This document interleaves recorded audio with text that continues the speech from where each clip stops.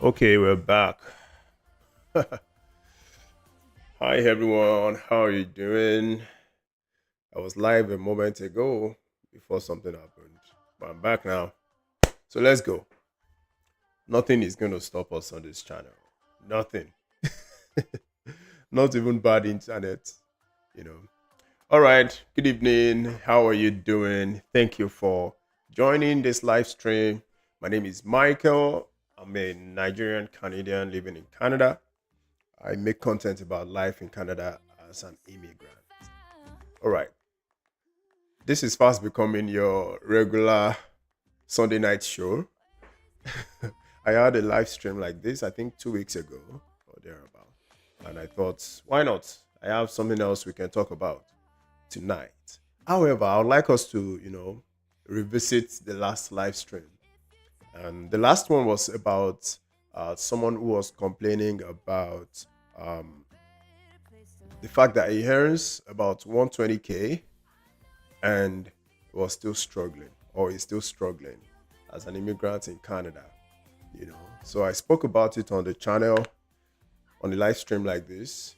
And the following days, I posted it as a video on my channel. And I've gotten so many comments on that video. I've responded to some of them, but I'd like to share some of them with you. So let's take a look. All right, let me just zoom this in a bit so you can read it. All right, so this guy said impossible if you're smart.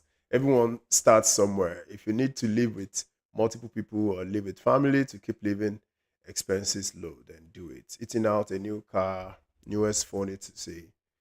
are all luxuries and not necessities. Okay, this guy said I make nowhere near 120K, but I'm able to invest 1 to 2K a month. Hmm, interesting. If I were making 120K, I'd be investing 2 to 3K or more easily. Hmm. Okay now.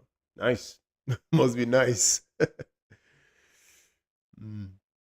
Well, I think basically this person is saying that, if you keep your monthly expenses, if you keep it low, then you'll be fine. But well, as I explained in that video, we don't really know the exact situation of this guy who was complaining about, making 120K and still struggling. So we can't really judge him, we can't judge him that bad, because we don't really know his exact situation, you know. Oh, this guy said you should come to Montreal. Is it really cheaper to live in Montreal? If any of you live in Montreal, please let me know in the comments. Is it cheap? I know Montreal might be cheaper than uh, Toronto or the GTA, but is it really that cheap to live in Montreal?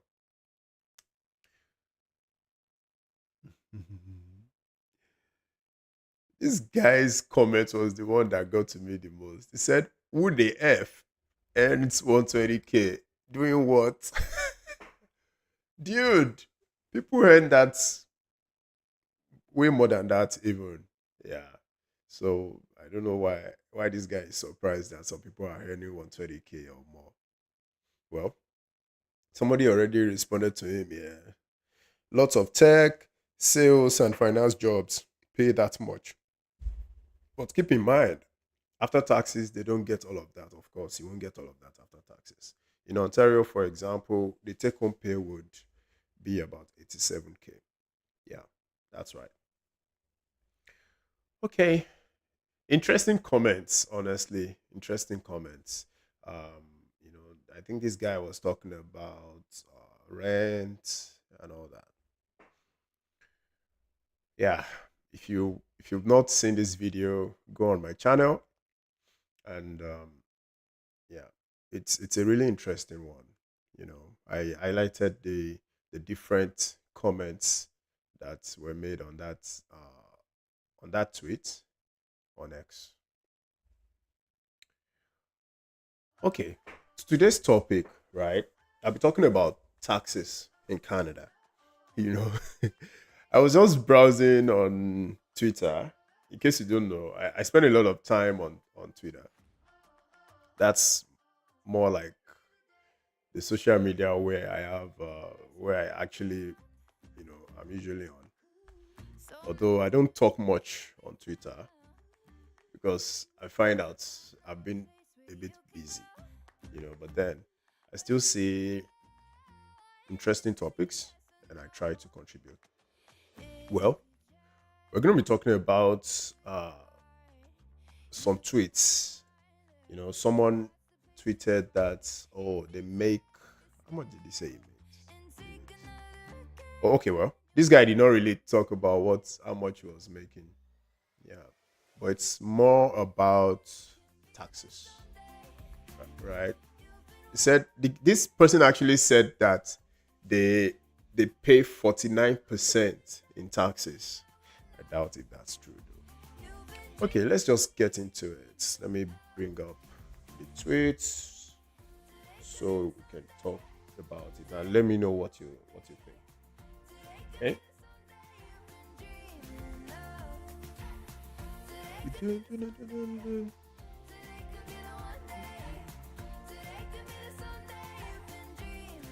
Make sure to let me know what you think in the chat. All right.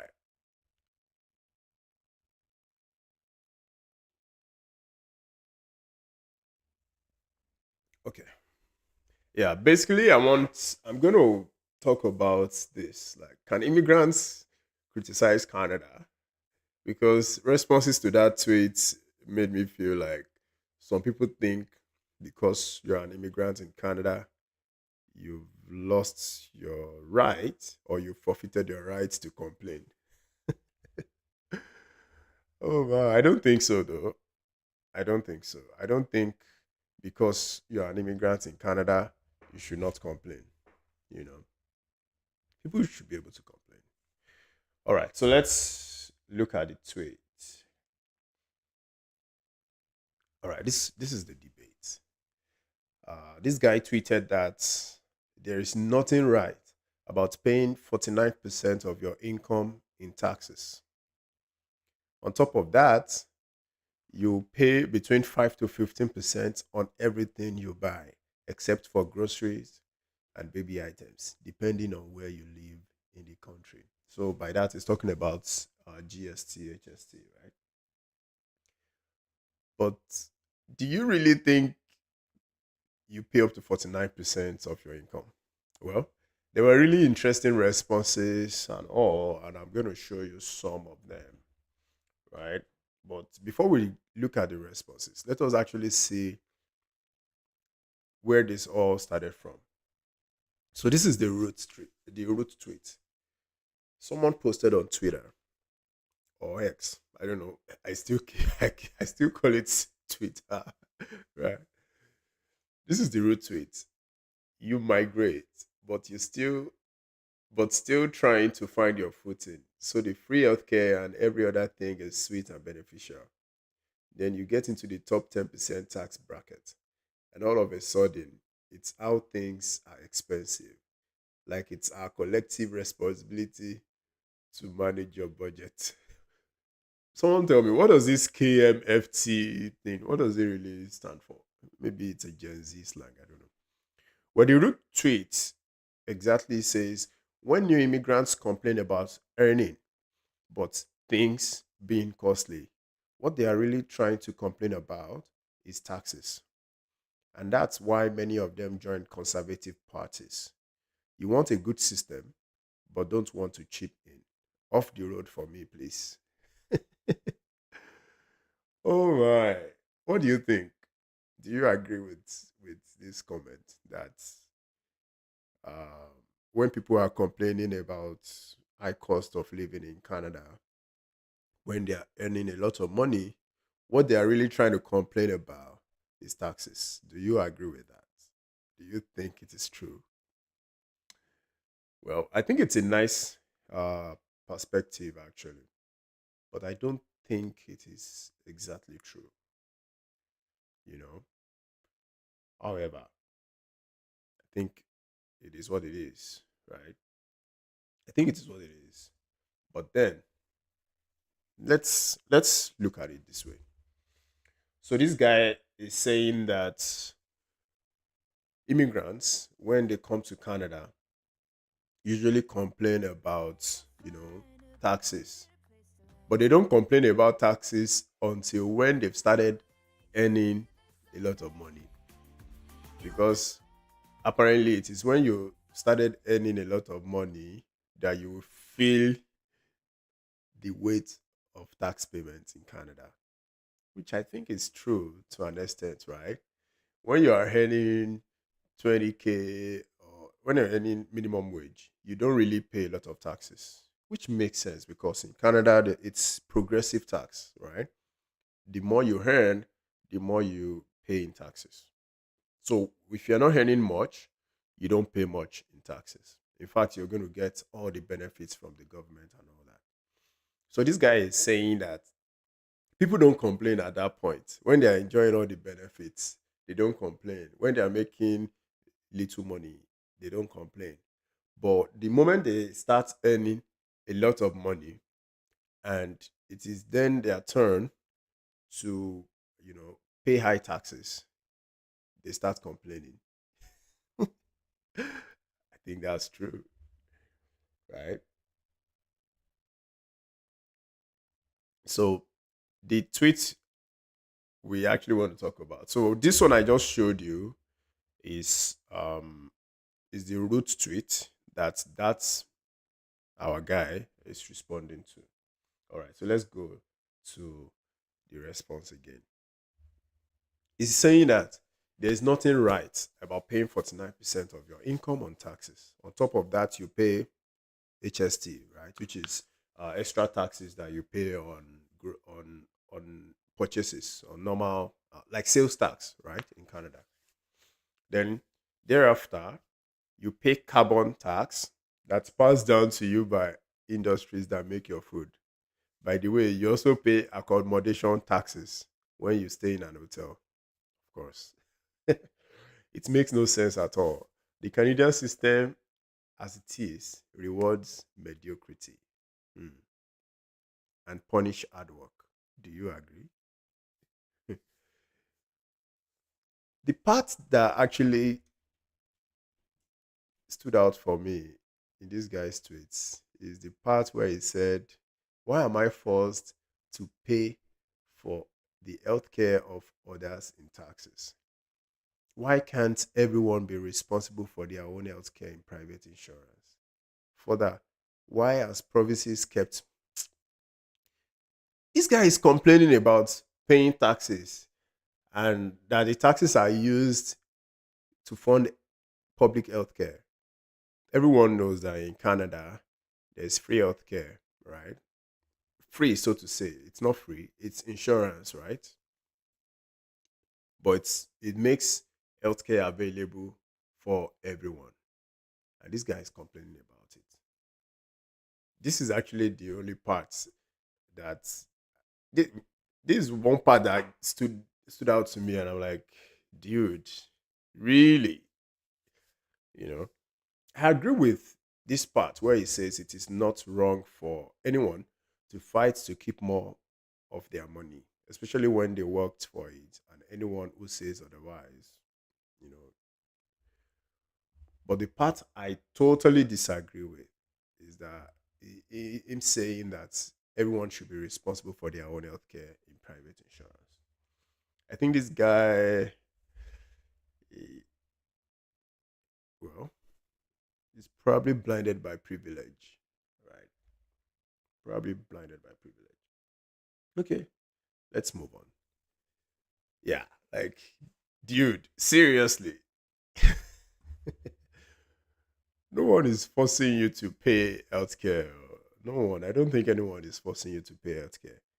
You know, and I'm sure this guy is an immigrant, and he probably knew about the system in Canada before moving to Canada.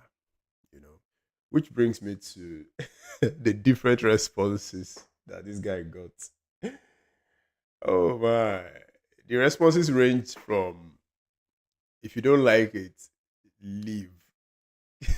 Like, if why you complain about Canada? If you don't like Canada, just go back to your home country. You would agree with me that we're seeing a lot of that these days, right? And some responses were like, dude, you don't understand how taxes work. Well, I'm part of these people that think this guy does not understand how taxes work, right? And then there's another set of responses that were like, well, I'll gladly pay my taxes for our healthcare, which, yes, I also agree with. I would gladly pay taxes to support Canadian healthcare, you know.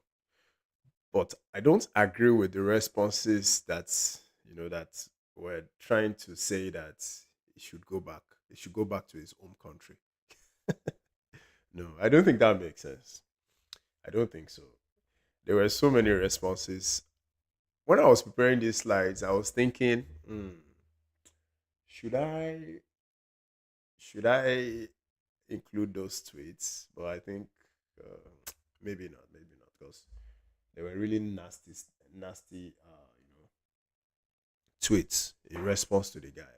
And I don't blame the people that, you know, responded to him in a nasty way, because I think, well, it's his opinion anyway, and everyone is, entitled to their opinion. It just doesn't make sense, but it is what it is. And it's social media. You can express yourself there. Which brings me to what I want to talk about here. Like, is there anything wrong, you know, to criticize a country that you've immigrated to? I don't think so. I think we should be able to, people should be able to speak their minds. There's nothing wrong in him, speaking his mind, complaining, criticizing the Canadian system. Although the only issue I have is that the way he did it did not make sense, because looking at the guy's other tweets, it's obvious that he's one of those people that um, you know extremely conservative. You know, you've one of the things that attracted you to come to Canada is, those benefits, that you hear about. Now that you are in Canada, you are now opposing it. It's amazing. A lot of people that have migrated to Canada using the different routes, and they get here and they are actually advocating for migration to stop. I'm like, how do you? What's happening here? Is it the proverbial climbing up and cutting off the ladder? It's not fair, man. Don't do that. But I don't think there's anything wrong in criticizing a country that has given you opportunity. The way Canada has done for us. I don't think there's anything wrong in criticizing. You know.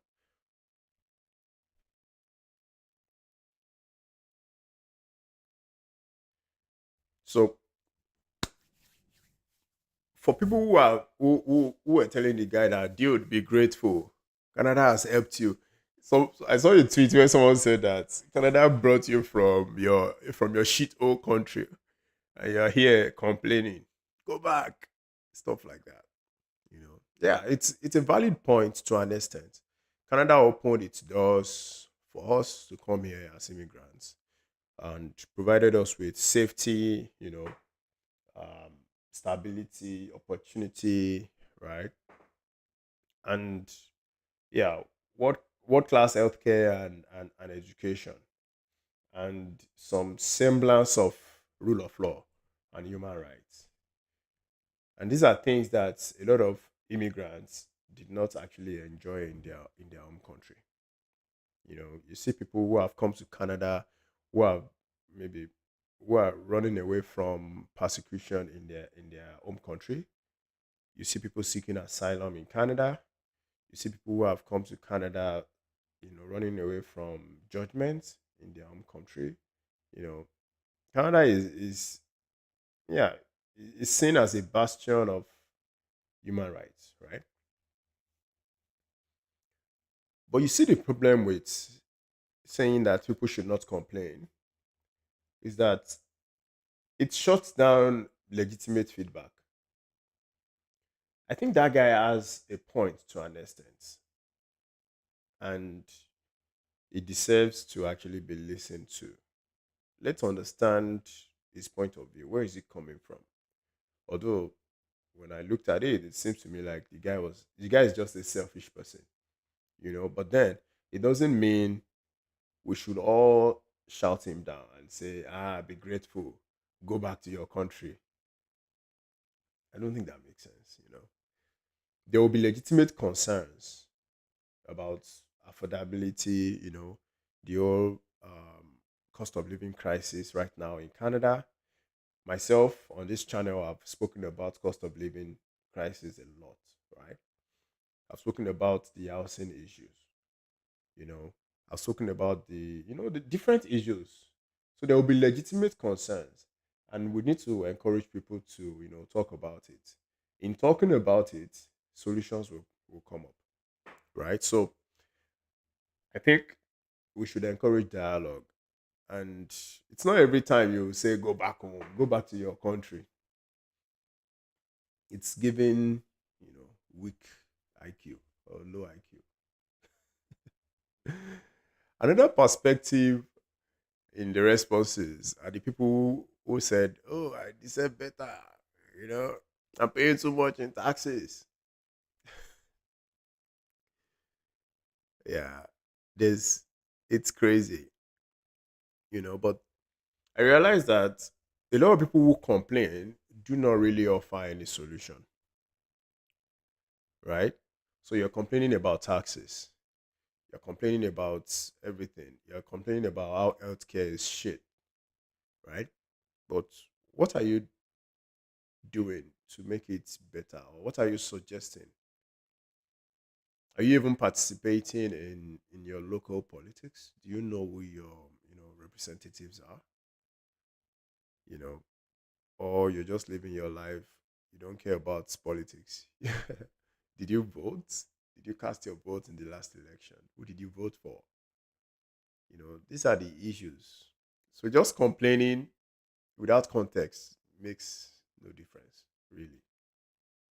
It just comes off as if you're blind to privilege that you have. For example, this guy is saying that, oh, everybody should pay private healthcare insurance and all that. I think he's blind to his privilege because he has probably spent some years in Canada and he has some money now and he thinks he can afford private insurance. He has forgotten that there are millions of people who are poor out there who can't really afford to buy private healthcare. You know, he has forgotten that not everyone have the the big jobs where your employer pays for your health insurance. So it just came up to me like he's blind to his privilege. You know, I think we need to go beyond complaining. We need to move a step further to actually preferring solutions or coming up with alternative ideas, right? For example, I've made some videos on this channel talking about housing crisis. And one of the things I've actually said that I think might be some sort of solution is that for people to, live within their means. Don't buy a house that you can't really afford, right? Because a lot of people who complain about housing, really, if you look deep down, you'd see that the issue is that they bought a house that is already a strain on their finances. You know, they bought a house that is too big for them, a house they can't afford, you know. Or let's talk about healthcare. Everyone knows that there's an healthcare crisis in Canada right now. if you go to the emergency, you get there and you would have to wait for hours before being attended to. But what could be the solution to that? A solution would be, for Canada to have a way of making it easier for foreign trained doctors, to integrate into the medical field in Canada. Another thing would be that for them to make interprovincial, licensing easier. In fact, talking about interprovincial stuff, there's a lot of stuff that Canada can do better. You know, you'll be surprised that in Canada, each of the provinces behave like they are a separate country on their own. You know, if you want to do business in Ontario, you need a different registration or license. If you want to do that same type of business in Manitoba or in Quebec or in Saskatchewan, you need a different type of license. You need a different type of registration. It doesn't make sense. And this is one country. The economy is not opened up for the different provinces. You know. All right, let's move on. The third set of people are the people that agreed. So, but I think that both sides can be true. You can be grateful to Canada for giving you an opportunity to be here, and at the same time, you can criticize Canada, and you can want things to improve. There's nothing wrong in that. You know. So let's talk about the taxes. In fact, let me go back to the tweet. In case you're just joining, we're talking about high taxes in Canada. How someone was complaining, and some people think you shouldn't be complaining.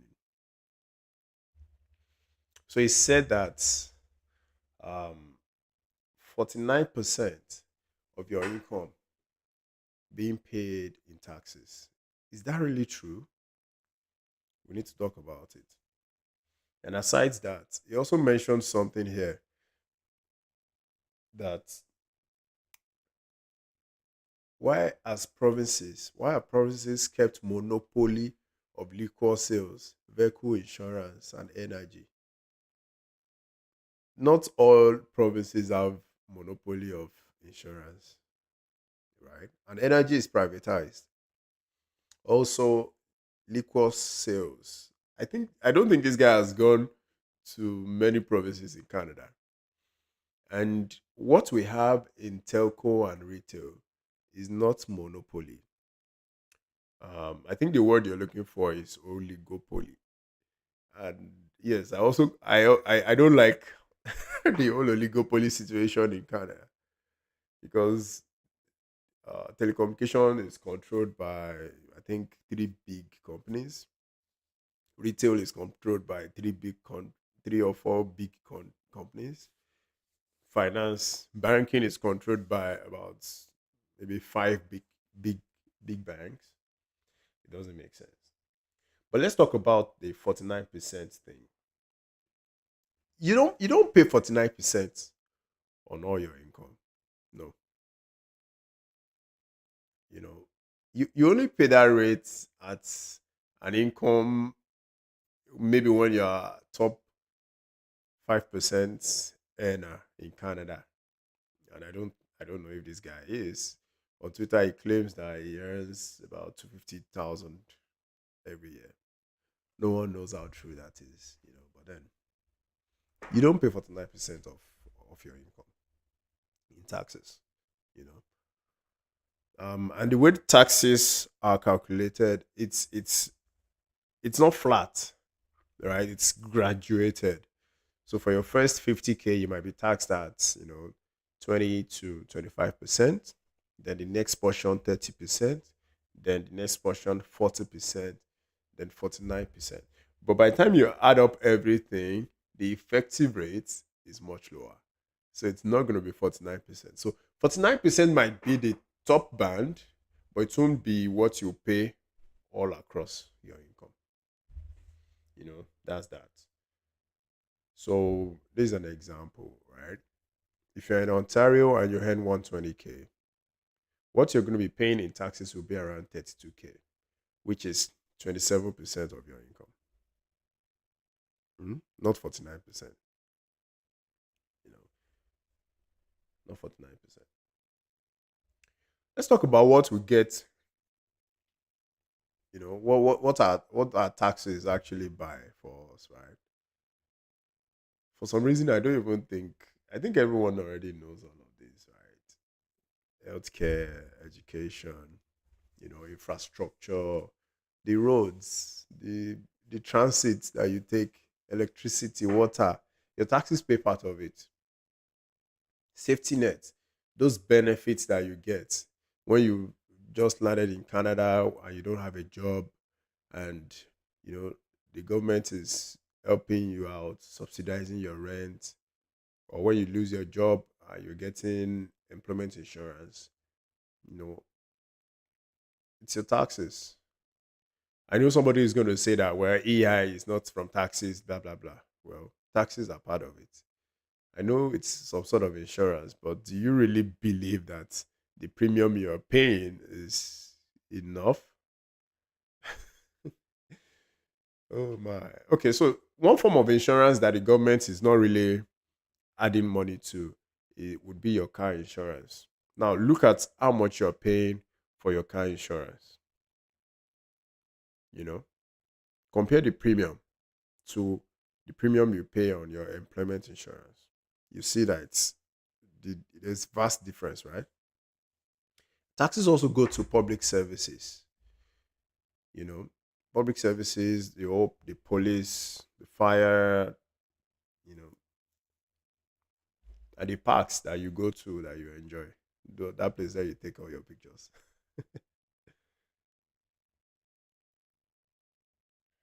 So I think the LD balance is, you know, it's okay to criticize, but you also need to appreciate, acknowledge the privileges that you have and the opportunities that Canada has given you.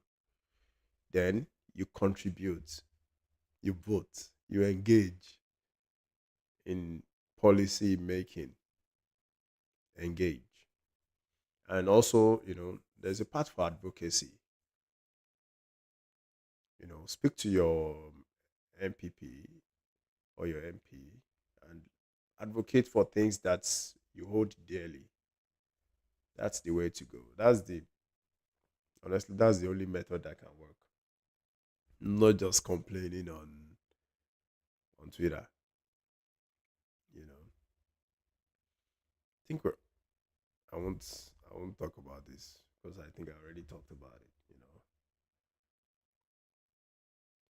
Bottom line, immigrants can criticize Canada. We just need to do it with some level of understanding. Gratitude, prefer solutions, and all that. Yeah, Canada is not perfect. It's actually far from perfect, right? But we need to still appreciate the fact that we are here and we've called this place home again. So we have to make it work, right? And please, please, let's stop this thing where we tell people to go back home or go back to their country. It doesn't make sense. It just sounds to me like you don't really have an argument. So you think you should just open your mouth and talk, you know. Well, that's all I have for you. Let me check if I have any chats or any comments. Okay. Thank you so much for watching.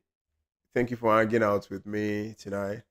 I hope you enjoyed it. Feel free to let me know what you think in the comments, and I'll try as much as possible to respond you know, to your comments. Thank you. I'll see you in the next one. Bye bye.